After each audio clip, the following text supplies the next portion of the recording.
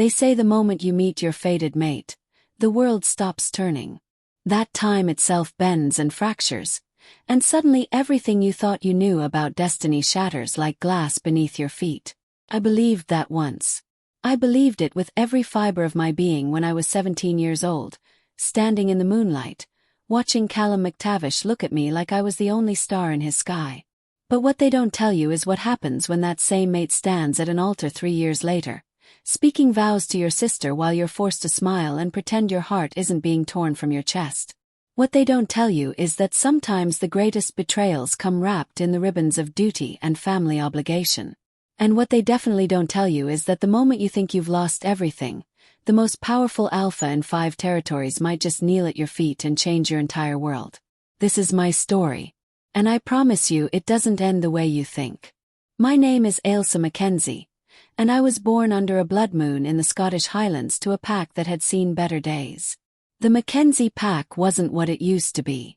Once we'd been formidable, our territory stretching across 3 glens and 2 mountain ranges.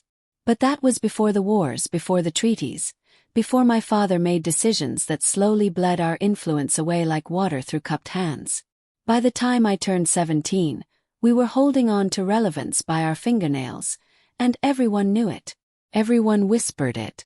And my father, Tormod Mackenzie, was desperate to change our fortune. I had an older sister, Catriona. Beautiful, graceful Catriona with her copper hair that caught fire in the sunlight and her laugh that sounded like wind chimes in summer. She was everything a pack daughter should be.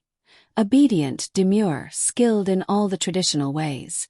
She could host a gathering with effortless charm, negotiate minor disputes with the wisdom of someone twice her age, and she never ever questioned our father's authority. I loved her. God help me, despite everything that happened, part of me still loves her. But we were never the same, Catriona and I. Where she was fire and grace, I was storm and stubbornness. Questioned everything. I trained harder than any of the males in our pack, pushing my body until my muscles screamed and my wolf howled for release. I studied strategy and history, devouring every book in our pack library about the old ways, the wars, the alliances that had shaped our world. My father said I had too much spirit for a female. My mother, Ailsa, would smile sadly and tell me that spirit was a gift, but one that came with a price. I didn't understand what she meant then. Do now. The first time I saw Callum McTavish, I was running through the forest in wolf form, letting my animal side breathe after another suffocating council meeting where I'd been expected to sit silently while the men discussed our pack's future. The moon was 3 days from full, and my wolf was restless, eager, demanding freedom. I'd shifted the moment I crossed into the deep woods, my clothes abandoned in a hollow tree, and I ran. I ran until my paws barely touched the ground, until the wind sang through my fur, until I felt like I could outrun every expectation, every limitation, every cage they tried to build around me. That's when his scent hit me. Pine and mountain rain and something wild, something that called to every instinct I possessed. My wolf stopped dead, ears pricked forward, every sense suddenly razor sharp. And then I saw him. A massive wolf, dark as midnight with eyes like molten amber, standing in a clearing as if he'd been waiting for me his entire life. Our eyes met, and the world tilted. The bond snapped into place with such force that I actually staggered, my wolf whining with recognition and want and 1,000 other emotions I had no name for. The word thundered through my consciousness like a declaration of war and a promise of peace all at once. We circled each other slowly, carefully, the air between us crackling with energy. He was larger than any wolf I'd ever seen, and something about the way he moved told me he was important, powerful. But in that moment none of that mattered. All that mattered was the invisible thread that had just woven itself between our souls, binding us together in a way that nothing could ever break. Or so I thought. We ran together that night, side by side through the ancient forest, leaping over streams and racing through clearings, our wolves singing with the joy of finding what they'd been searching for all along. When we finally shifted back to human form in a sheltered grove, standing naked and unashamed in the moonlight, I learned his name. Callum McTavish, 3rd son of the McTavish Alpha. And even though he wasn't heir to his pack's leadership, He was still far above my station. The MacTavish pack was powerful, wealthy, influential. Everything my pack was not. But none of that mattered when he pulled me into his arms and kissed me like I was oxygen and he'd been drowning. None of that mattered when he whispered against my lips that he'd been searching for me all his life. None of that mattered when we made love under the stars, the mate bond sealing itself with every touch, every whispered promise, every shared breath. I was his. He was mine. The moon herself was our witness. And nothing in this world or any other could change that. That's what I believed. That's what he told me. That's the beautiful, poisonous lie we both lived for 3 perfect months. I was careful about our relationship. Callum wanted to announce it immediately, to make our bond public and official, but I begged him to wait. My father was in the middle of delicate negotiations with the Maois, and I didn't want to disrupt anything with unexpected news. Callum didn't understand at first. Why would our mating be disruptive? Why would it be anything but celebrated? But he agreed to keep it secret for a while longer, to give me time to find the right moment to tell my family. We met in hidden places, in the deep forest and old ruins, stolen moments that felt like they existed outside of time. He told me about his family, about his older brothers, about the weight of expectations he'd never quite managed to carry. I told him about my dreams, about wanting to be more than what my pack expected, about the fire that burned in my chest, demanding I be seen as more than just a future mate and mother. He listened. He saw me. And I thought that was enough. I thought love and fate combined were stronger than anything else in this world. I was so incredibly, devastatingly wrong. The night my world shattered started like any other. My father called a family meeting, which wasn't unusual. What was unusual was the barely contained excitement in his voice, the way my mother's hands trembled slightly as she poured tea, the way Catriona sat with perfect posture, her face carefully neutral. I remember feeling uneasy as I took my seat, my wolf pacing restlessly beneath my skin. Something was wrong. Something was about to change. My father stood at the head of our worn dining table. His chest puffed with pride I hadn't seen in years. He cleared his throat, and when he spoke, his voice rang with triumph. The MacTavish pack had approached him with a proposal, an alliance through marriage. They wanted to join our families, to strengthen both packs through the sacred bond of mating. It was an incredible honor, he said. An opportunity that would secure our pack's future for generations. My heart began to pound, hope and excitement flooding through me. They knew. Somehow Callum's family had learned about our bond and were making it official.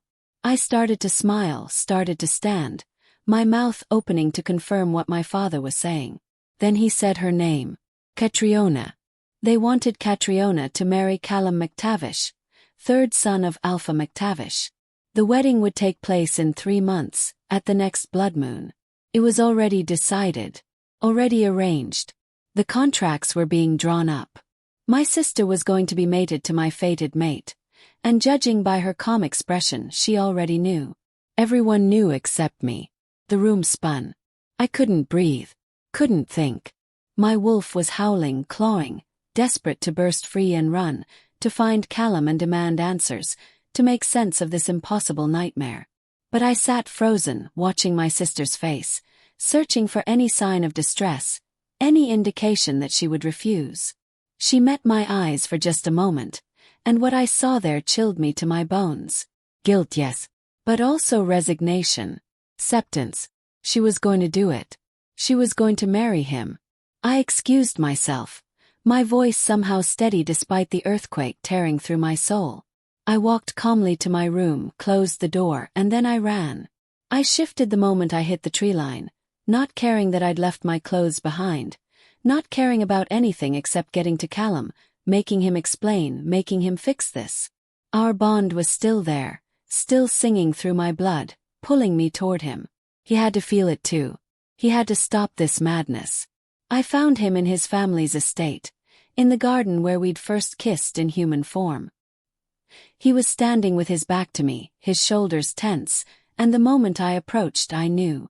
I knew by the way he couldn't meet my eyes. I knew by the defeated slump of his posture. I knew by the way the bond between us seemed to pulse with pain instead of joy. He told me everything. His father had arranged it. The McTavish pack didn't want just any alliance with the Mackenzies. They wanted a specific advantage. They were maneuvering against the Mois, and my father's connections, weak as they were, provided a strategic opportunity. Callum's oldest brother was already mated. His second brother was being saved for a more politically advantageous match with a southern pack. That left Callum. And the Mackenzies had 2 daughters. When Callum's father had learned about our bond, rather than celebrating it, he'd seen a problem. I was too independent, too outspoken, too unwilling to play the submissive mate role his family expected. But Catriona was perfect. Biddable, traditional, exactly what they wanted. So he'd given Callum a choice. Reject the mate bond with me and marry Catriona, securing the alliance and his place in the family. Or claim me as his true mate and be disowned, cast out with nothing, forbidden from ever seeing his family again. And Callum, my supposedly fated mate, the man who'd sworn under the moon that nothing could tear us apart, had chosen his family. He'd chosen duty over destiny. He'd chosen comfort over courage. He was going to reject our bond and marry my sister, and there was nothing I could do to stop it. I've heard people describe heartbreak as a metaphor, but there was nothing metaphorical about what I felt in that moment. It was physical, visceral, like someone had reached into my chest and was slowly crushing my heart in their fist. The bond between us twisted, turned sharp, began to tear. I felt the exact moment he spoke the rejection words, felt the sacred connection between us start to fray and break. I didn't hear the words themselves over the howling of my wolf, but I felt them. I felt everything shatter. I don't remember how I got home. I don't remember shifting back or finding clothes or walking through my front door. The next clear memory I have is sitting on my bedroom floor, hours later, my mother's arms around me while I sobbed until I had nothing left inside. She held me and rocked me and whispered that she was sorry, so sorry, but that sometimes we had to sacrifice for family, for pack, that sometimes our own happiness had to come second to the greater good. I wanted to scream at her. I wanted to rage and destroy and make everyone hurt the way I was hurting. But I was empty. Hollow. A shell of the girl I'd been just hours before. The next 3 months were torture. I had to watch Catriona prepare for her wedding. Had to listen to my mother and the other pack females gush about the dress, the ceremony, the honor of such a match. Had to smile and nod and pretend I was happy for my sister when every moment felt like walking through fire. Catriona tried to talk to me once. She came to my room late one night, tears streaming down her face, telling me she never wanted to hurt me, that she'd begged father to refuse the arrangement, that she'd tried everything she could think of. But in the end she'd accepted it. Because that's what dutiful daughters did. That's what pack came before self meant. She asked for my forgiveness, and I gave it to her, even though the words tasted like ash in my mouth. 'Cause she was my sister. Because she was a victim of this too, just in a different way. Because hating her wouldn't change anything. But I couldn't forgive Callum. Every time I saw him during the pre-wedding gatherings, every time our eyes met across a room, I felt the ghost of our bond aching like a phantom limb. He'd rejected me, but the mate bond didn't just disappear. It couldn't be fully severed until he completed a mating with someone else. So I lived in this awful limbo, connected to someone who'd chosen to throw me away, counting down the days until the blood moon when that final connection would be cut. Part of me wanted it to be over quickly, to have the pain finished so I could begin to heal. Another part of me dreaded that moment, because once it was done, once he was truly mated to Catriona, there would be no going back. No possibility of him changing his mind. No hope of the universe correcting this horrible mistake. The day of the wedding dawned clear and cold, the autumn air sharp enough to hurt my lungs. The blood moon wouldn't rise until evening, but preparations had been underway since before dawn. The ceremony was being held on neutral ground, a sacred clearing that had hosted pack celebrations and rituals for centuries. Both the Mackenzie and McTavish packs were in attendance, along with representatives from a dozen other packs. It was more than just a wedding. It was a political statement, a public alliance. My father was nearly vibrating with pride. My mother kept touching her hair nervously, aware that hundreds of eyes would be judging our family today. I was expected to stand as Catriona's sister, to be part of the ceremony, to smile and celebrate. I'd considered refusing, considered running away or claiming illness or simply vanishing into the forest and never coming back. But that would shame my family, would raise questions we didn't want raised. So I put on the ceremonial dress my mother had made, braided silver ribbons into my dark hair, and painted a smile on my face that felt like it might crack at any moment. The clearing was transformed.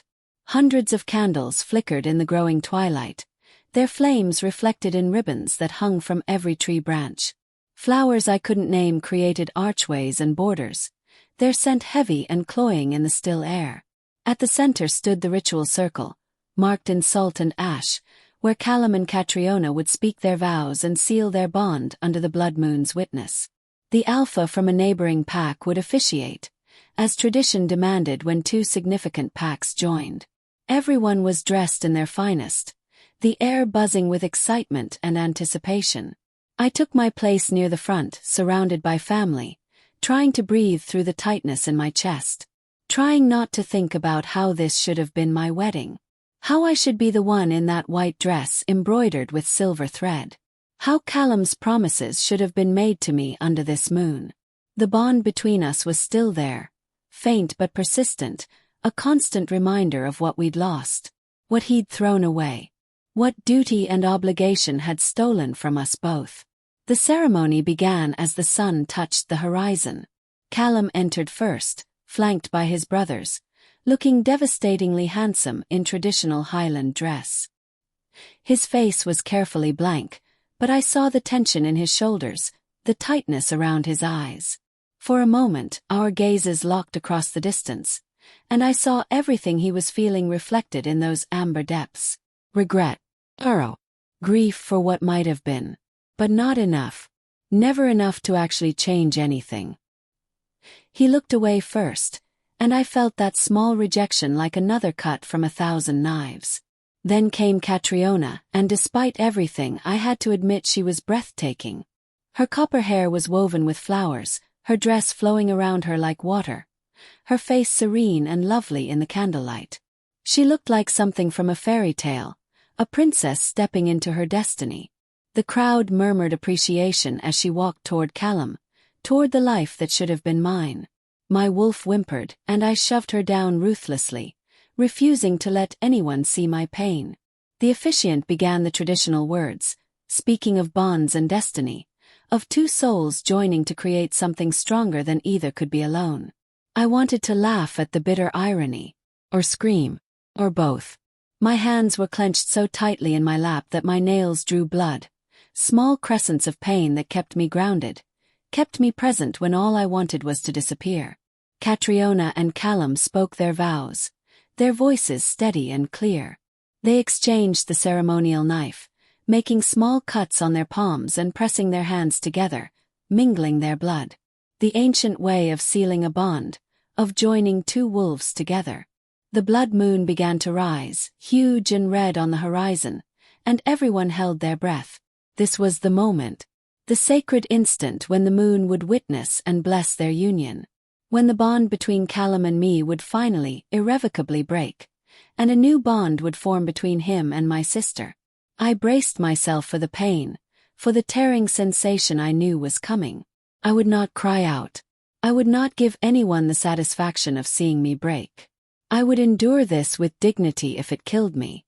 But then something impossible happened. The blood moon crested the trees, bathing the clearing in crimson light, and instead of settling over Callum and Catriona, instead of blessing their union, the light seemed to fracture. Split.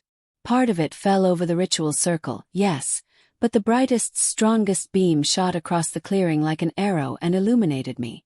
Just me. Standing among the crowd, frozen in confusion and sudden, overwhelming terror. Every eye turned toward me. Every person in that clearing watched as the blood moon claimed me, marked me, chose me in a way that defied explanation. And then, from the forest behind me, I heard it. A step. Heavy, measured, purposeful. The crowd parted like water, people stumbling over themselves to move aside, and I turned slowly, my heart hammering so hard I thought it might burst from my chest. A figure emerged from the tree line, backlit by the blood moon, and even before I saw his face, I felt it. Pull. Connection. Something that made the bond I'd shared with Callum feel like a pale imitation, a rough draft of something far more powerful. He was massive, easily the largest wolf-born man I'd ever seen, broad-shouldered and radiating an authority that pressed against my skin like a physical force. His hair was dark as a raven's wing, worn long enough to brush his shoulders, and his eyes. God! His eyes were silver, pale and bright and ancient. He was dressed simply, all black, with none of the ceremonial finery the rest of us wore, but he didn't need ornamentation. Power rolled off him in waves, and I knew, everyone knew, exactly who he was before anyone spoke his name.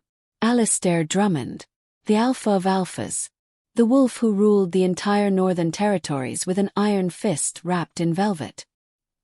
He hadn't been seen in the lower territories in over 5 years, and certainly no one had invited him to this wedding. He had no connection to either the MacKenzie or McTavish packs, no reason to be here. And yet here he stood, his silver eyes locked on me with an intensity that made my knees weak, walking toward me like I was the only person in the entire clearing. The crowd was utterly silent. Even the wind seemed to hold its breath. In my peripheral vision, I could see my father's face, pale and shocked. Could see Callum standing frozen in the ritual circle, blood still dripping from his palm. Could see Catriona's wide eyes, her expression somewhere between terror and confusion.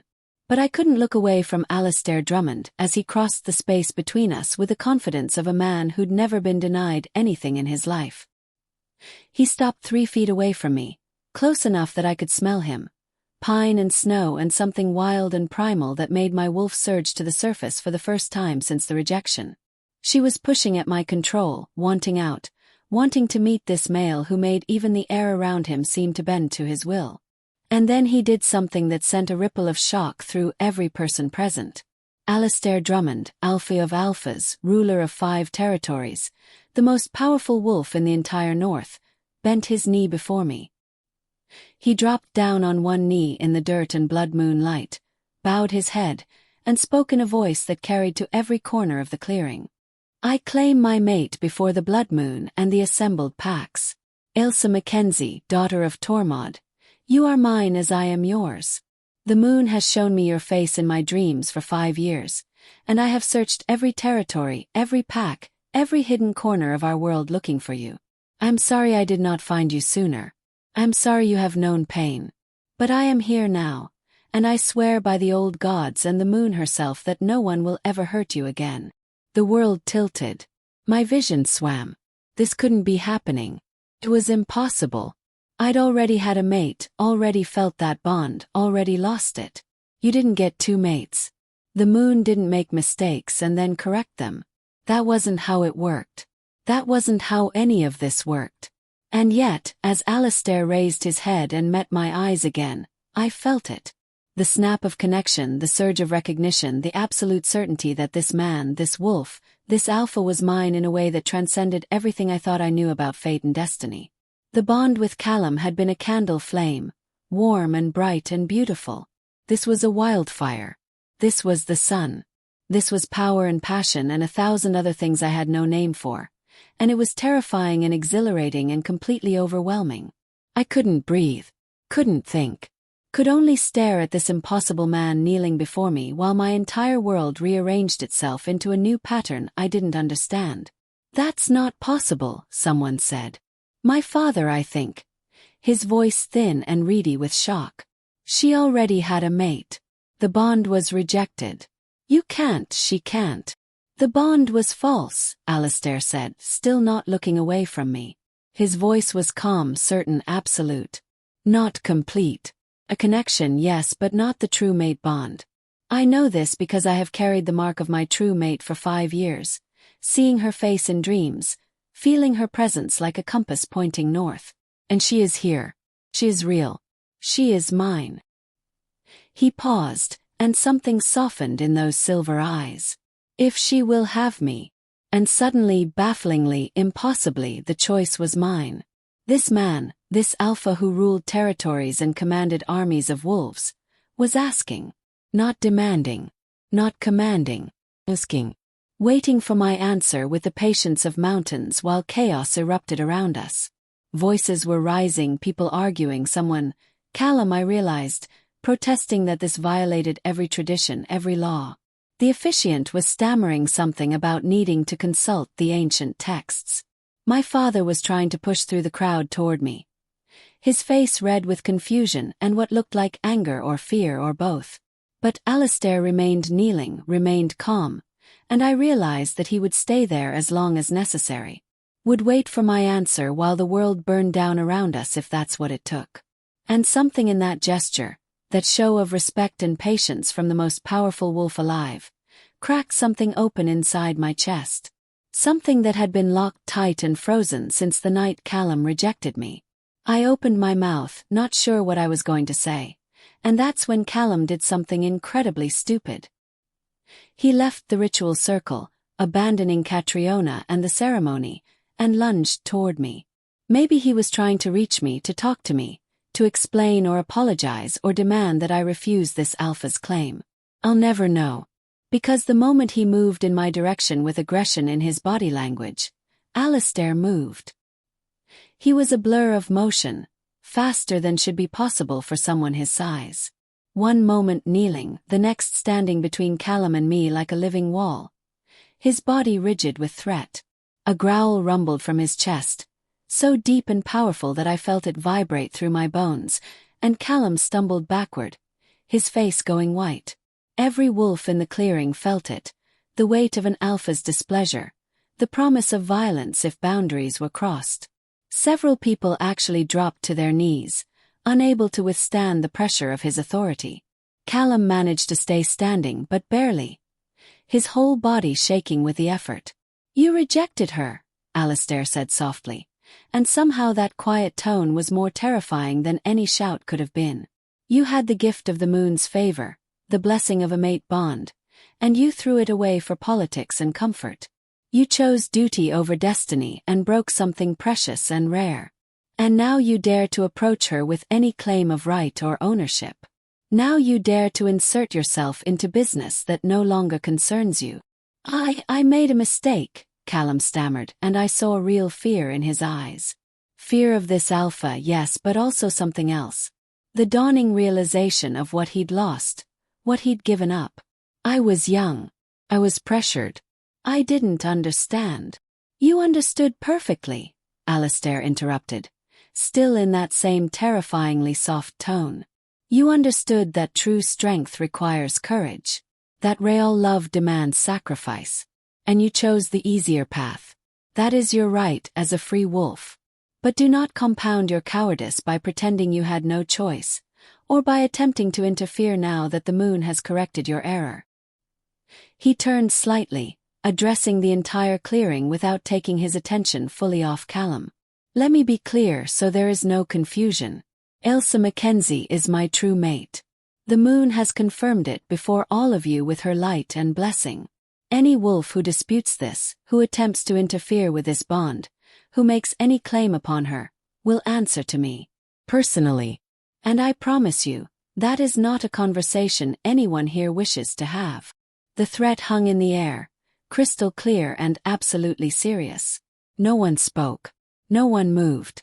Even the wind seemed afraid to rustle the leaves. After a long moment, Callum bowed his head in submission and backed away, returning to the ritual circle where Catriona stood frozen, her hand still bleeding from the interrupted ceremony. I should have felt something watching him retreat. Satisfaction maybe, or vindication, or even pity. But I felt nothing where he was concerned. That whole connection, that chapter of my life, suddenly felt distant and unimportant, like something that had happened to someone else in another lifetime. Alistair turned back to me, and the hardness melted from his expression, replaced by something gentle and almost vulnerable. He knelt again, reclaiming that posture of respect and petition. "I apologize for the display of aggression in your presence," he said quietly, for my ears only, though I knew everyone with supernatural hearing could catch his words. But I will not allow anyone to threaten or distress you. Not now. Not ever. You have been hurt enough. How do you know? I whispered, my voice cracking on the words. How do you know what I've been through? You don't know me. But I do, he said simply. I have seen you in my dreams for 5 years. Watched you run through forests. Seen you laugh and cry and rage against unfairness. Felt your pain as if it were my own, especially these last months. The moon shows true mates to each other, Ailsa. She has been showing me to you as well in your dreams. You simply didn't recognize me because we had never met. Think back. Think about the silver-eyed wolf who has run beside you in your dreams, who has stood guard while you slept, who has called to you in ways you couldn't name. I thought back, and shock rolled through me as memories clicked into place. Dreams I'd dismissed as fantasy, as my imagination creating comfort in the midst of pain. A massive dark wolf with eyes like starlight, always at the edge of my awareness, always watching, always waiting. I'd thought I was making him up, conjuring a guardian spirit to help me survive the heartbreak. But he'd been real. He'd been this alpha, searching for me, connected to me in ways I hadn't understood. Why now? Asked, my voice steadier. Why did you wait until today, until this moment, to reveal yourself? Because I didn't know where you were until 3 days ago, he said, and I heard genuine frustration in his tone. The MacKenzie pack is small, remote. You keep to yourselves, attend few gatherings. I have had wolves searching every territory for 5 years, and it wasn't until word spread of this wedding that one of my people recognized your description. I came as soon as I learned, traveled without stopping, praying to the moon that I would arrive in time. In time to prevent you from watching a false mate bond be completed. In time to claim you before you were lost to me forever. I don't understand any of this, I admitted, feeling tears prick at my eyes for the first time since he'd appeared. I don't understand how the moon could let me believe Callum was my mate. I don't understand how I can feel this connection to you when we just met. I don't understand why you would want me, someone from a nothing pack with no influence or power or... Stop, he said gently and reached out slowly, telegraphing his movement, giving me every chance to pull away. When I didn't, his hand cupped my cheek, warm and solid and real. You are not defined by your pack's status or your father's influence. You are intelligent, fierce, loyal, and strong enough to survive heartbreak that would have destroyed a lesser wolf. I want you because you are mine, yes, but also because you are exactly the kind of mate, the kind of partner I have hoped to find. Someone with fire and spirit and the courage to question authority, even mine when necessary. Do you know how rare that is? How precious? You don't know me, I repeated, but the words had less conviction this time. Then let me learn, he said simply. Give me a chance to court you properly, to prove myself worthy of your trust. You don't have to accept the mate bond immediately. I know you need time, need healing. But don't reject it out of fear or hurt or the belief that you don't deserve happiness. Let the bond exist between us, let it grow naturally, and decide in your own time whether you want to complete it. I will wait. I have waited 5 years already. I can wait longer if that's what you need. I looked around the clearing at all the faces watching us with various expressions of shock, awe, fear, and fascination. My father looked like he might faint or explode, I couldn't tell which. My mother had her hand pressed to her mouth, tears streaming down her face, but she was smiling at me with something like pride and hope. Catriona had moved away from the ritual circle, had come closer, and when our eyes met, she nodded slightly. Permission, I realized. Or maybe just understanding. My sister, who'd been forced into a marriage she didn't want to save our pack, was giving me permission to choose differently. And then there was the blood moon, still shining directly on me, still marking me with light that shouldn't be possible according to everything I knew about pack law and tradition. The moon herself seemed to be holding her breath, waiting for my answer. Waiting for me to choose fear or courage, pain or possibility, the safety of known suffering or the terror of unknown joy. I thought about the girl I'd been 3 months ago. Confident, fierce, unafraid to demand more from life than what was handed to her. That girl had been beaten down, broken by rejection and duty and the cruelty of circumstance. But she wasn't dead. She was still inside me, still fighting, still demanding that I choose myself for once. Still insisting that I deserved more than scraps and compromises and making myself smaller to fit someone else's expectations. I looked back at Alistair, at this impossible alpha kneeling before me in the dirt, offering me everything and asking for nothing except a chance. And I remembered my mother's words from years ago, about spirit being a gift that came with a price. I'd thought she meant I would have to suppress my spirit, that the price was suffocating who I really was to fit into the role expected of me. But maybe she'd meant something different. Maybe she'd meant that real spirit, true strength, meant being brave enough to reach for what you wanted even when it terrified you. Even when every voice of doubt and fear screamed that you didn't deserve it, that it was too good to be true, that you would only end up hurt again. "Ask me properly," I heard myself say, my voice strong and clear in the moonlit silence. "If you want to court me, if you want a chance to prove yourself, then ask me properly. I am Ailsa MacKenzie, daughter of Tormod and Islay, and I deserve to be asked, not claimed, not commanded, asked." Something blazed in his silver eyes, something that looked like fierce pride and deep respect. He straightened slightly, still on his knee, and spoke loudly enough for everyone to hear. "Ailsa MacKenzie, daughter of Tormod and Islay, woman of fire and spirit and unbreakable strength, I am Alistair Drummond, Alpha of the Northern Territories, and I am asking you, not as an alpha to a subject, not as a male to a female, but as one soul to its other half, will you allow me the honor and privilege of courting you? Will you give me the chance to prove myself worthy of your trust, your time, and eventually, if I am blessed beyond measure, your heart?" The clearing was so silent I could hear the candle flames flickering in the wind. Every eye was on us, witnessing this moment, this impossible reversal of everything that was supposed to happen tonight. I should have been watching my sister marry my former mate.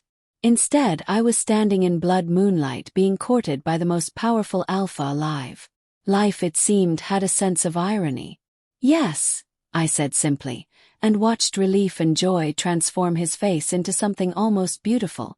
"I will let you court me, Alistair Drummond. But know this, I have been broken once by false promises and duty disguised as destiny. I will not be easy to win. I will question you, challenge you, and test whether your words match your actions. And if at any point you prove yourself to be like him—" I didn't look at Callum, didn't need to, everyone knew who I meant. "If you prove to be a man who speaks beautiful words but lacks the courage to stand behind them, I will walk away and never look back. Alpha or not, mate bond or not, I will not settle for less than I deserve ever again." "I would expect nothing less," he said, and rose to his feet in one fluid motion. "And I would be disappointed in anything less. A mate who never challenges me, who simply agrees with everything I say, would bore me senseless within a week. I want your fire, Ailsa, your strength, your willingness to call me on my mistakes and demand better. That is what a true partnership looks like. That is what I have been searching for." He offered me his hand, palm up, letting me choose whether to take it. I hesitated only a moment before placing my hand in his, feeling the electric spark of contact, the way the mate bond hummed with approval at even this simple touch. His fingers closed around mine, warm and strong, and he turned to face the assembled crowd, particularly my father. "Tormod MacKenzie," Alistair said formally, his voice carrying the weight of alpha authority, "I ask your blessing to court your daughter, though I will court her with or without it. I would prefer to have your approval and goodwill, but I will not allow anyone to stand between me and my mate. Not even her father." My father looked like he was trying to swallow a live fish. His face had gone through several shades of red and purple, and I could practically see his mind racing, trying to calculate the political implications, the social ramifications, the sheer impossibility of refusing the alpha of alphas. Finally he managed a stiff nod. "You have my blessing," he croaked out, then seemed to gather himself. "It would be an honor for our family, for our pack, to have such a connection to your territories, Alpha Drummond." "The honor is mine," Alistair said smoothly, but I heard the undercurrent in his words. The reminder that this wasn't about pack politics or alliances. This was about two people, two souls finding each other. He wasn't courting me for my pack's connections or my father's influence. He was courting me for me. And that distinction mattered more than I could say. The officiant cleared his throat awkwardly, drawing attention back to the interrupted ceremony. There is still the matter of the MacTavish-MacKenzie alliance, he said carefully, diplomatically. The ceremony was begun but not completed. Technically, no bond was sealed, but contracts were signed, agreements were made. The contracts are void, Alistair said flatly, and though his voice was calm, there was steel underneath. A mating ceremony interrupted by the appearance of a true mate bond, confirmed by the blood moon herself, cannot proceed. To do so would be to spit in the face of the moon's will and invite her wrath upon both packs. I trust no one here is foolish enough to want that. Several people went very pale at that reminder. The moon's favor was not something any wolf took lightly, and her displeasure was the stuff of legends and warnings. No one wanted to test whether those stories were true. The officiant nodded quickly, making notes in his ceremonial book. Of course, Alpha Drummond. The ceremony will be declared null, the contracts dissolved. Though this does leave the matter of the alliance that was supposed to be sealed. I will personally guarantee the MacKenzie pack's security and prosperity, Alistair said, and I felt shock ripple through me along with everyone else. That was no small promise. That was the Alpha of Alphas essentially taking my pack under his direct protection, elevating our status from minor border pack to something connected to the highest power in the territories. My father looked like he might actually faint now. His face gone from purple to ash white. Consider it part of my courtship gift, Alistair continued, glancing at me with a slight smile. I believe it's traditional to offer the pack some compensation when courting one of their daughters. That's far too generous, my father stammered, and for once I agreed with him. What Alistair was offering was worth 100 marriage alliances, 1,000 political maneuverings. Ailsa is worth far more, Alistair said simply, and the way he said it, the absolute conviction in his voice, made my throat tight with emotion. And as for the MacTavish pack, he turned his silver gaze on Callum and his family, and I saw several of them actually step backward. Your son rejected his true mate for political gain. That is his choice to make, and the consequences are his to bear. The alliance you sought with the MacKenzies is dissolved. You will not approach Ailsa again, will not attempt to re-establish any claim or connection to her. She is under my protection now, and my protection extends to ensuring she is never distressed by reminders of painful history. Am I understood? It was Callum's father, Alpha MacTavish, who answered, bowing his head in submission. Perfectly understood, Alpha Drummond. We meant no disrespect, no harm. We were simply trying to strengthen our pack's position. By breaking a mate bond and treating females as bargaining chips, Alistair interrupted coldly. Yes, I understand perfectly what you were trying to do. And I am telling you it ends now. The old ways of treating matings as purely political arrangements are dying, and I will not allow them to continue in territories under my influence. Males and females both deserve the chance to find true happiness, not be sacrificed on the altar of pack politics. He looked around the clearing, making eye contact with various alphas and pack leaders present. Let this serve as notice to all packs in the Northern Territories. I will be taking a more active role in governance going forward, ensuring that the vulnerable are protected and that traditions that no longer serve us are changed. Anyone who has issue with this is welcome to challenge me. Anyone who thinks I am overstepping my authority as Alpha of Alphas may face me in formal combat for the right to lead. I assure you I welcome all challengers. No one spoke. No one moved. The offer of challenge hung in the air, formal and binding, but no one was stupid enough to take him up on it. Alistair Drummond was legendary for his strength and skill in combat. He'd won his position not through inheritance but through a series of challenges that had left him undefeated for 12 years. No one wanted to face him in the combat circle.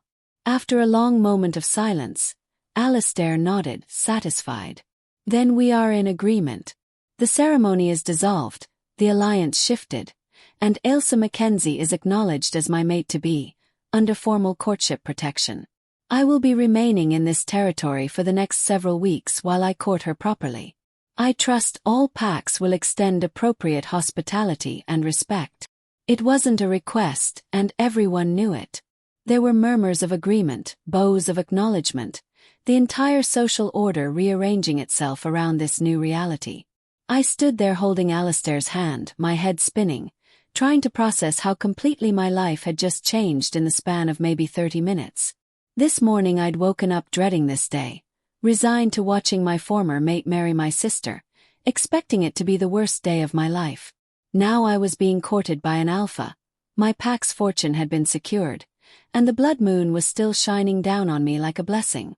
Catriona approached carefully, and Alistair squeezed my hand once before stepping slightly back, giving me space to talk to my sister. She looked beautiful and sad and relieved all at once, her wedding dress seeming suddenly out of place given that there would be no wedding tonight. "Are you all right?" I asked her quietly, and she laughed, the sound slightly hysterical. "I should be asking you that," she said. "Ailsa, you just... the alpha of alphas just... this is insane." "I know," I admitted. "I don't understand any of it. I don't know why the moon would do this, why she would let me suffer through Callum only to..." "Maybe she didn't let you suffer," Catriona interrupted softly. "Maybe she was teaching you something you needed to know. Maybe you needed to learn who you were, what you were willing to fight for, before you could be ready for him." She glanced at Alistair, who was standing a respectful distance away, talking quietly with the officiant but clearly keeping awareness on me. "He's not Callum, Ailsa. I can tell that just from watching him for 10 minutes. He sees you. Really sees you. And he's not afraid of your strength. How can you be okay with this?" "Yes. You were supposed to get married tonight. Father will probably try to find you another match now, another alliance." "Let him try," Catriona said, and there was steel in her voice I'd never heard before. "I watched you these past months, watched you survive something that should have destroyed you, and I learned something. I learned that I don't want to live my life doing only what's expected, what's safe, what Father demands. I want more. And if you can be brave enough to reach for it, then so can I." She hugged me tightly, whispering in my ear, "Be happy, little sister. You deserve it more than anyone I know." The crowd began to disperse slowly, people heading back to their camps and homes, the ceremony definitively over even if not in the way anyone had expected. Alistair returned to my side, and I realized we needed to talk, really talk, away from all these watching eyes and listening ears. "Walk with me?" I asked, and he nodded immediately, letting me lead him away from the clearing, into the forest where this whole twisted story had begun months ago. We walked in silence for a while, our hands still linked, the mate bond humming contentedly between us even though neither of us had formally accepted it yet. Finally, we reached a small stream where moonlight filtered through the trees, creating patterns of silver and shadow on the water. "I need to know something," I said, turning to face him. "And I need you to be completely honest with me. Why did you really come here tonight? Was it just because you felt the mate bond and wanted to claim what was yours? Or was it something more?" He was quiet for a long moment, studying me with those ancient silver eyes. Then he sighed and sat down on a fallen log, pulling me gently to sit beside him. "The truth is complicated," he admitted. "Yes, I felt the mate bond 5 years ago, saw you in my dreams, and have been searching for you ever since. That's all true. But the reason I came tonight, the reason I timed my arrival for this specific moment, was because I knew you needed to see something." "See what?" I asked, confused. "That you are worth fighting for," he said simply. "These past months you have been watching and believing that you were disposable, that your mate threw you away because you weren't good enough, weren't valuable enough, weren't worth the risk of defying his family. You've been internalizing that rejection, letting it define you. I could feel it through our bond, even though you didn't know I existed. I could feel you dimming, letting your fire be smothered under doubt and pain." He reached up, brushing a strand of hair behind my ear, his touch gentle. I wanted you to see, in the most public and undeniable way possible, that you are worth defying tradition for, worth crossing territories for, worth bowing before in front of every pack leader in the region. I wanted everyone who has ever made you feel small or insignificant to watch as the most powerful alpha alive declared that you are precious beyond measure. 'Cause you are Ailsa. You are extraordinary, and you deserve to know it. Tears were streaming down my face before I could stop them, all the grief and pain and confusion of the past months pouring out in a flood I couldn't contain. Alistair pulled me against his chest, holding me while I sobbed, one hand stroking my hair, the other rubbing soothing circles on my back. He didn't try to quiet me or tell me everything was fine. He just held me and let me break, let me release all the poison I'd been carrying, let me grieve for the girl I'd been and the innocence I'd lost. When I finally quieted, hiccuping and exhausted, he tilted my chin up so I had to meet his eyes. I cannot promise that I will be perfect, he said seriously. I am alpha of 5 territories, which means I have responsibilities and demands on my time that will sometimes take me away from you. I have enemies who will see you as a target, who might try to use you to hurt me. I have a temper that I work hard to control but that sometimes gets away from me. I am old Ailsa, far older than you, and I have habits and ways of doing things that might frustrate you. I am not a fairy tale prince who will solve all your problems and make your life endlessly easy. Then what are you? I whispered. I am a male who has waited 5 years to find you, he said. A male who will spend every day trying to be worthy of your trust. A male who will fight anyone and anything that tries to harm you, but who will also support you when you want to fight your own battles. I will listen when you speak, consider your counsel, and respect your strength. I will make mistakes, but I will own them and work to do better. I will be your mate, your partner, your equal in all things. And I will love you with everything I have for as long as we both live. That is what I am offering. Not perfection but dedication. Not a fairy tale, but a real partnership between 2 strong wolves who choose each other every single day. I looked at him, this impossible alpha who had crashed into my life like a force of nature, and I felt the last of my walls crumbling. The mate bond was glowing brightly now, fully present between us, waiting for acceptance. Not demanding it, not forcing it, just waiting patiently for me to be ready. And I realized something. I was ready. Maybe not to complete the bond, not tonight, but to try. To let myself hope again. To be brave enough to reach for happiness even though it terrified me. I want to know you, I said. Not Alpha Drummond, not the ruler of territories, but Alistair. The man behind the power. I want to know what makes you laugh, what keeps you awake at night. What dreams you have beyond finding your mate. I want real, not performance. Can you give me that? Yes, he said without hesitation. I would prefer that, actually. Being alpha all the time is exhausting. I would very much like someone I can be simply Alistair with. He smiled, and it transformed his face, making him look younger, more approachable. Though I should warn you, I am actually quite boring when I'm not being alpha.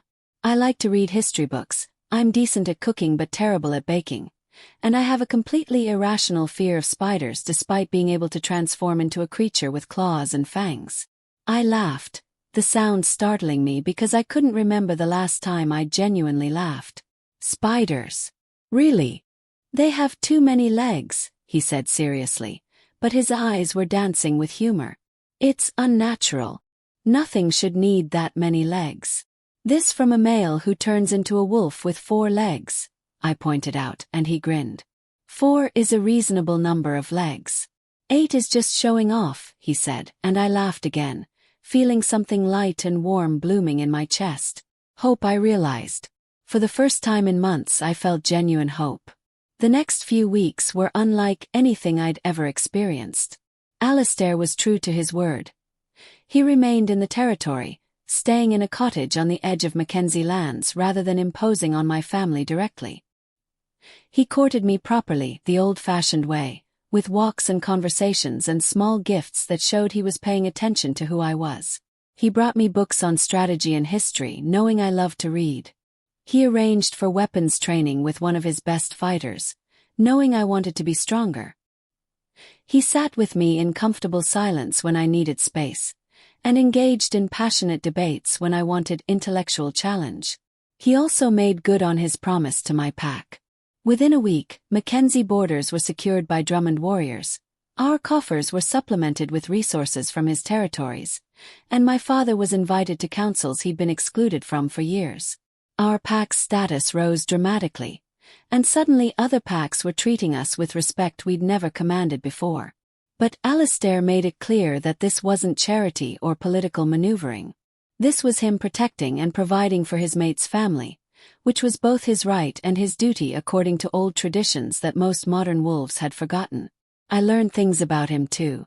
Learned that he rose before dawn every day to run in wolf form, that he had a deep love for the old songs and stories, that he'd lost his parents young and been forced to fight for his position when he was barely old enough to shift. Learned that he carried the weight of his territories like a physical burden, that he worried constantly about the wolves under his protection, that he sometimes woke from nightmares about failing them. He let me see his vulnerabilities, his fears, his imperfections. And every time he did, every time he trusted me with something real and human beneath the alpha exterior, I felt myself falling deeper. But I also tested him. I challenged his decisions, questioned his reasoning, pushed back when I thought he was wrong. And true to his word, he listened. He didn't always agree with me, and we had some spectacular arguments that probably terrified anyone within earshot, but he never dismissed me, never told me to be quiet or obedient or anything less than exactly who I was. He respected my fire, my intelligence, my strength. And that respect meant everything. Callum tried to approach me once during those weeks. I was walking through the market in the village centre when I spotted him lingering near a vendor, clearly waiting for me. The moment I saw him I felt nothing. No anger, no pain, no longing for what might have been. Just a distant sort of pity for a male who'd had something precious and thrown it away. Alistair was at my side in seconds. He'd been giving me space to shop alone but had clearly been tracking me just in case. He didn't threaten Callum, didn't even acknowledge him. He simply offered me his arm, asked if I was ready to head home, and walked with me past Callum as if he were invisible, making it clear without words that Callum no longer mattered, no longer had any place in my life or thoughts.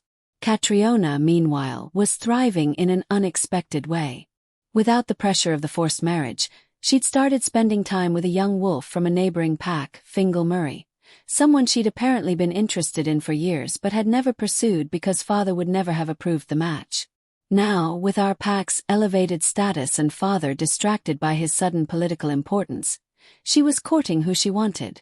And watching her bloom with happiness, watching her become more confident and animated, I realized we'd both been saved that night. Not just me but her too. One evening, about 3 weeks into the courtship, Alistair took me to the same clearing where everything had changed. The blood moon had waned and waxed again, and now hung full and bright and silver in the night sky. We stood in the center of the ritual circle, and he took both my hands in his. "I need to ask you something important," he said seriously. "And I need you to answer honestly, without worrying about my feelings or what you think I want to hear." "All right," I agreed, my heart starting to pound. "Are you healing?" he asked quietly. "Are you truly moving past what happened with Callum, or are you simply covering the wounds and pretending? Because I will wait as long as you need, Ailsa. Years if necessary. But I need to know you're choosing me because you want me, not because you're trying to prove something or escape painful memories." I thought about his question seriously, examining my own heart with ruthless honesty. "I would be lying if I said it didn't still hurt sometimes," I admitted. "Not because I want him back, I don't, not even a little. But because rejection leaves scars, and scars ache when the weather changes. But yes, I'm healing. More than that, I'm growing. Becoming someone stronger than I was before. And you're part of that healing, Alistair.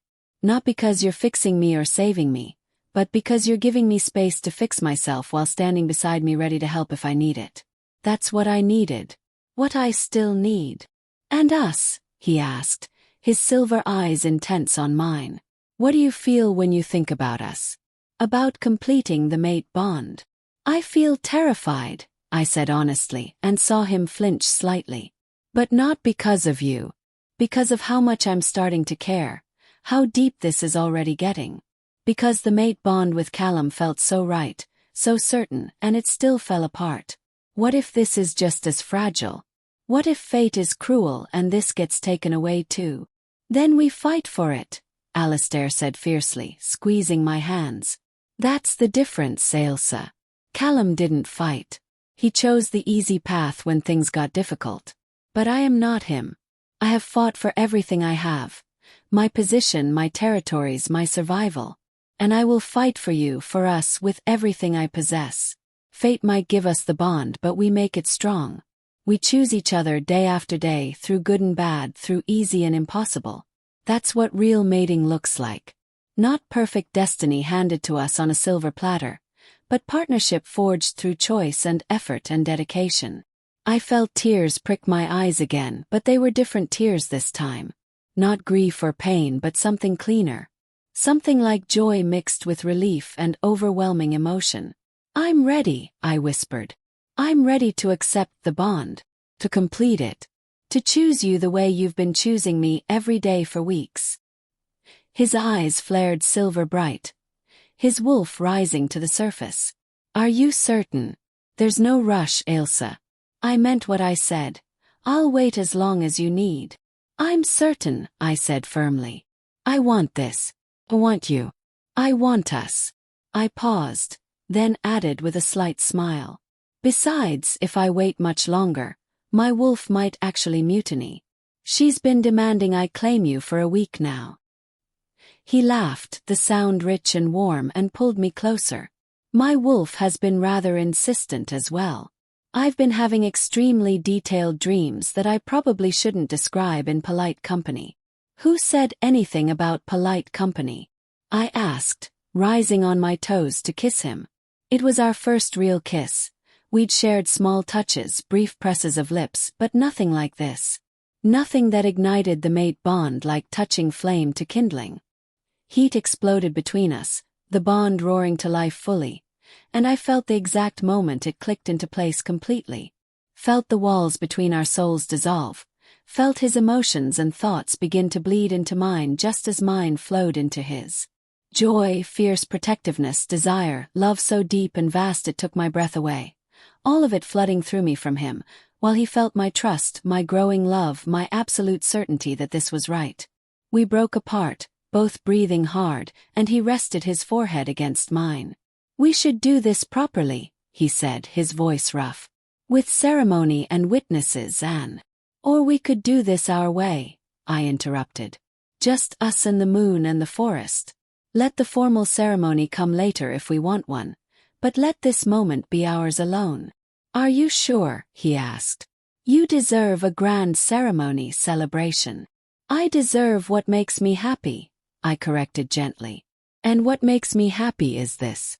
You and me, and no pressure, no politics, no audience. Just two people choosing each other under the moon that brought us together. Isn't that what really matters? Yes, he breathed and kissed me again. That's all that really matters. We completed the mate bond there in that clearing, under the full moon's silver light, with only the ancient trees as witnesses. And this time, when the bond settled into place, when I felt it lock and seal and become permanent, there was no fear, no doubt, just absolute certainty that I was exactly where I was meant to be, with exactly who I was meant to be with.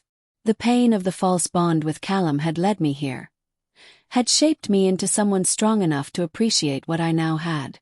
And standing in Alistair's arms, feeling his heart beat in rhythm with mine through the completed mate bond, I understood what my mother had meant years ago. Spirit did come with a price, but that price was worth paying. Because spirit meant refusing to settle, refusing to be diminished, refusing to accept anything less than the life and love you deserved. 6 months later I stood in that same clearing once again, but everything was different. My hair was woven with silver and white flowers, and I wore a dress that actually felt like me, strong and elegant and just a little bit wild, like something a warrior queen might wear. Alistair stood at the center of the ritual circle in formal Highland dress, looking devastating and barely able to contain his smile. And this time the crowd that gathered was here to celebrate something real, something chosen, something that had already been tested and proven strong. We'd decided to have a formal ceremony after all, but on our terms. Not because we needed the moon's blessing, we already had that, but because we wanted to share our joy with the people we cared about.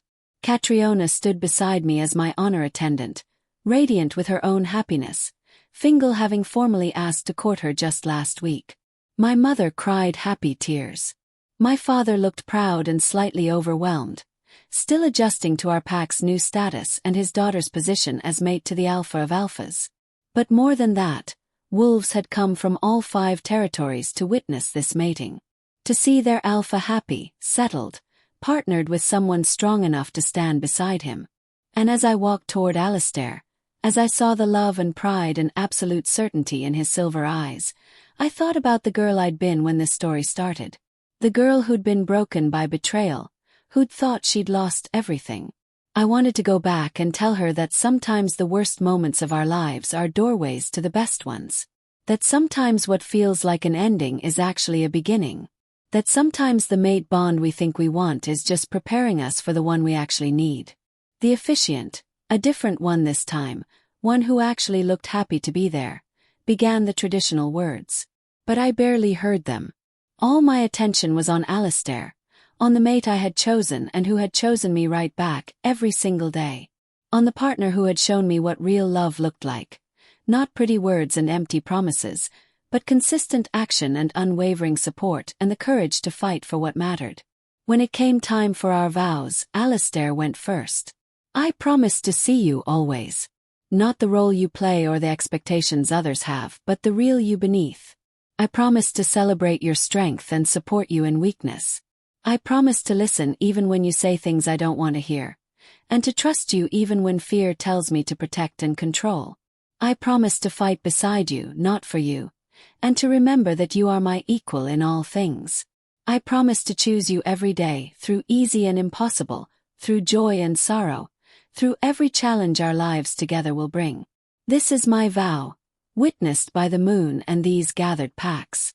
You are mine, and I am yours today and always. Then it was my turn, and I looked into his eyes and spoke from my heart. I promise to trust you with my scars and my strength both. I promise to challenge you when needed and support you always. I promise to be your partner, not your subject, and to demand that you be your best self even when that's uncomfortable. I promise to choose courage over fear, hope over cynicism, and love over the safety of walls and distance. I promise to fight for us, for this bond, for the life we're building together. You saved me not by fixing me but by showing me I was worth saving. And I will spend the rest of my life proving to you that your faith was not misplaced. This is my vow, witnessed by the moon and these gathered packs. You are mine, and I am yours today and always. We sealed the vows the traditional way, the ceremonial cut and mixing of blood, and when the moon shone down on us this time, it felt like approval, like celebration. The crowd erupted in cheers, and Alistair pulled me close, kissing me thoroughly while everyone hooped and hollered their approval. And for the first time in a long time, maybe ever, I felt complete.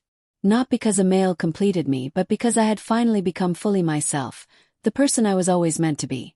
And I had found someone who loved that person fiercely and unconditionally. The celebration afterward was magnificent. 3 full days of feasting, dancing, games, and joy. Wolves from all territories mingled freely, old grudges set aside in honor of the occasion. Alistair and I snuck away when we could, stealing moments alone, but we also stayed present, grateful for the community that was celebrating with us. Because that was what this was really about. Not just 2 wolves finding each other, but the building of something larger. A partnership that would strengthen territories, protect packs, and hopefully show others that the old ways of forced matings and political marriages could be changed. On the final night of celebration, as the last of the guests were preparing to leave, Callum approached us.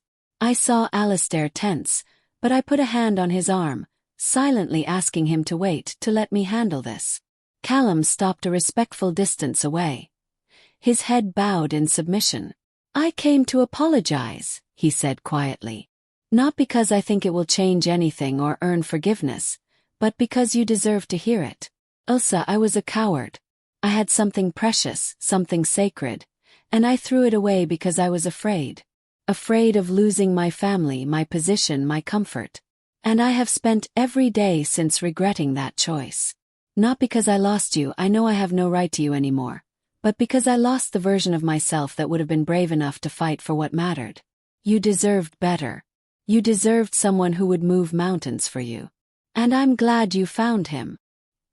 He glanced at Alistair, genuine respect in his eyes. Treat her well, Alpha. She is extraordinary. I know, Alistair said simply, his arm around my waist. And I will.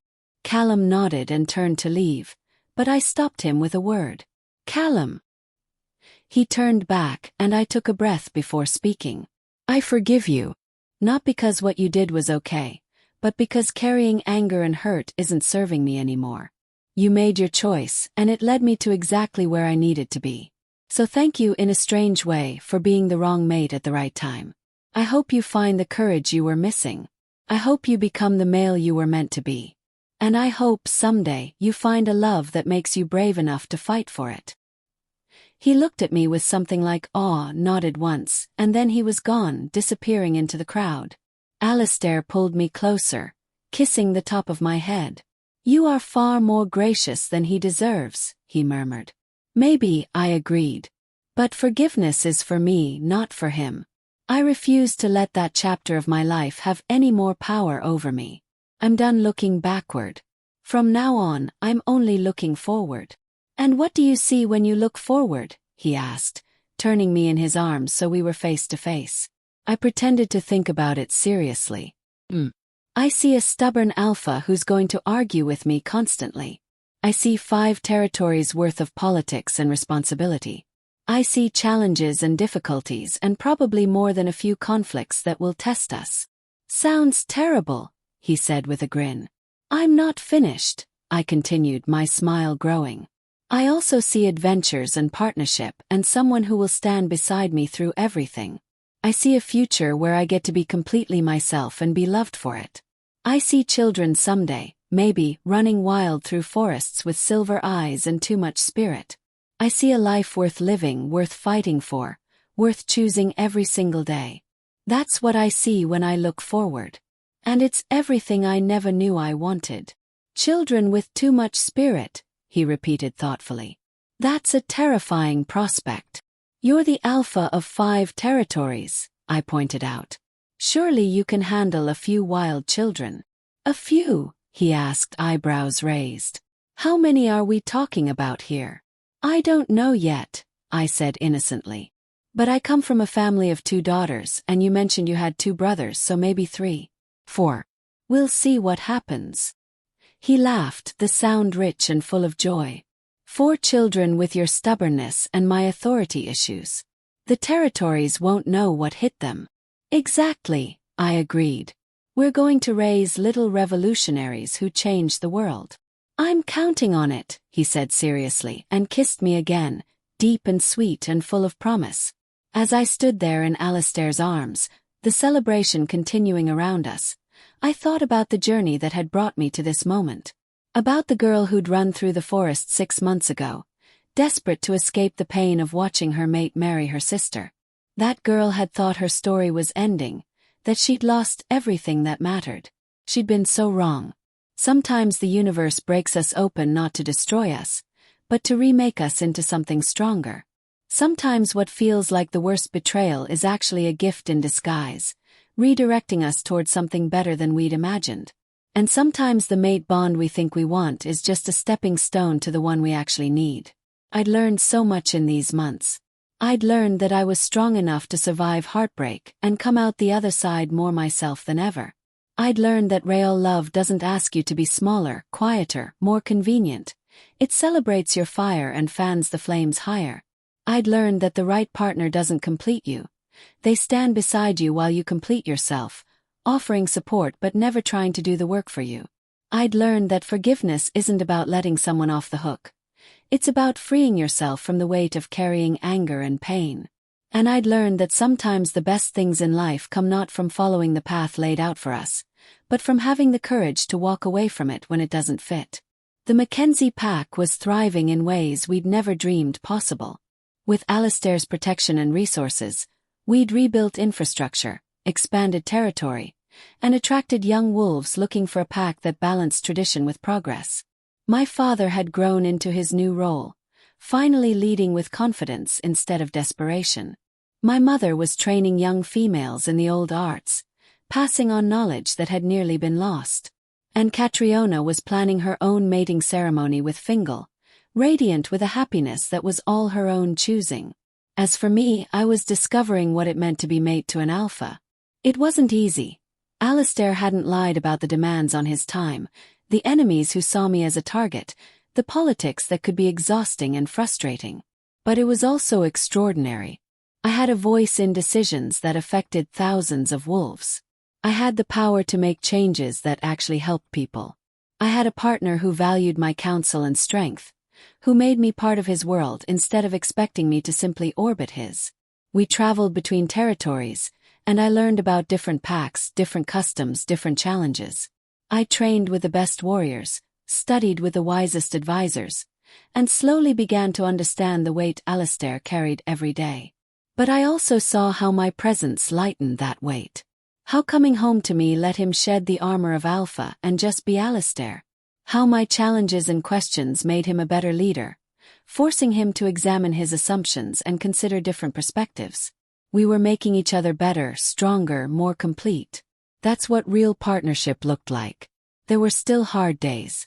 Days when the ghost of Callum's rejection whispered that I wasn't enough, that this was too good to last, that surely Alistair would eventually realize he'd made a mistake. But Alistair always seemed to sense those moments, and he would hold me and remind me of my worth until the doubts faded. And slowly, over time, those doubts came less frequently, their voices growing quieter as I built new memories and new certainties to replace the old wounds. I also had to learn how to be vulnerable again, how to trust someone with my whole heart after having it broken.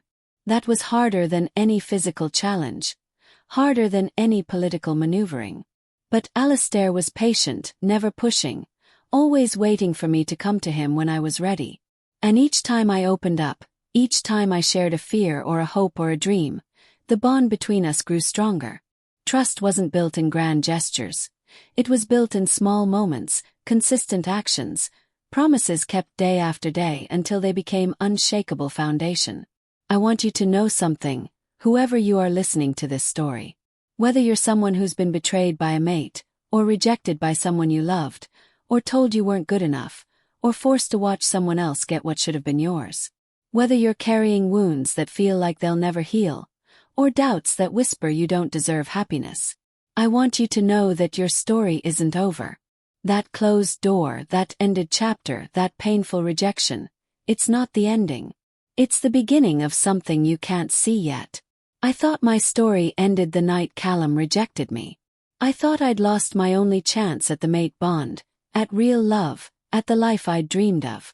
I couldn't see that I was being redirected towards something infinitely better. I couldn't see that I needed to be broken open and rebuilt before I could be ready for a love as powerful and deep as what I found with Alistair. I couldn't see that every painful step was leading me exactly where I needed to be. Your pain is real. Your grief is valid. I'm not going to tell you it doesn't matter or that you should just get over it. But I am telling you that it's not the end of your story. That somewhere out there, there's a life waiting for you that's better than anything you've imagined. There's a version of yourself that's stronger and wiser and more fully alive than you've ever been. There's a love that will celebrate every part of you, even the parts you've been told to hide or change or apologize for. But here's the thing, you have to choose it.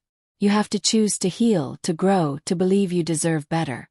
You have to choose to walk away from what isn't serving you, even when it's scary, even when it means disappointing people, even when it feels like you're giving up the only chance you'll ever get. You have to choose to be brave enough to reach for what you really want instead of settling for what feels safe or acceptable or expected. It won't be easy. There will be days when you want to give up, when the pain feels like too much, when hope seems foolish and naive. But keep going. Keep choosing yourself. Keep believing that your story isn't finished, that the best chapters are still ahead, that the universe isn't cruel. It's just preparing you for something you're not ready for yet. And when your moment comes, and it will come, I promise you it will come, when that door opens or that person appears or that opportunity presents itself, don't let fear hold you back. Don't let old wounds convince you that you don't deserve it. Don't let the voices of doubt and pain talk you out of reaching for what you want. Be brave enough to say yes. Try again. To risk getting hurt because the alternative, living small and safe and never knowing what might have been, is so much worse than any temporary pain. My name is Ailsa now, mate to the Alpha of Alphas, and I stand in a life I never could have imagined 6 months ago. A life that's challenging and beautiful and absolutely worth every painful step it took to get here. I watched my sister marry my mate, yes. But that moment of unbearable pain led me to this one, to standing in the arms of my true mate while our future stretches out before us bright and full of possibility. Your story isn't over. Your moment is coming. And when it does, I hope you'll be brave enough to choose it. Choose yourself. To choose the life and love you deserve instead of settling for what others think you should have. The blood moon rises for all of us eventually. The question is whether we'll be ready to step into its light. If this story resonated with you, if you've been through your own rejection or betrayal or moment when you thought everything was ending, I want to hear from you. Drop a comment below and tell me the city you're watching from so that I can send you a hug. Because we're all connected by these experiences, all part of a larger pack of people who've survived heartbreak and come out stronger. Your comment, your story, your presence matters. And if you're ready to hear more stories like this, stories about strength and survival and finding love when you least expect it, hit that subscribe button. Join this pack of people who believe in second chances, in choosing yourself, in the courage it takes to reach for happiness even when you're terrified. Share this video with someone who needs to hear that their story isn't over, that better things are coming, that pain is temporary but strength is forever. I'm sending strength to everyone who needs it today. To everyone who's hurting, who's doubting, who's wondering if they'll ever find their person or their purpose or their happy ending. You will. Promise you will. Just keep going. Keep choosing yourself. Keep believing. And remember, sometimes the universe doesn't give us what we want because it's preparing us for something infinitely better. Trust the blood moon. Trust the journey. Trust yourself. Now tell me where you're watching from. I want to send you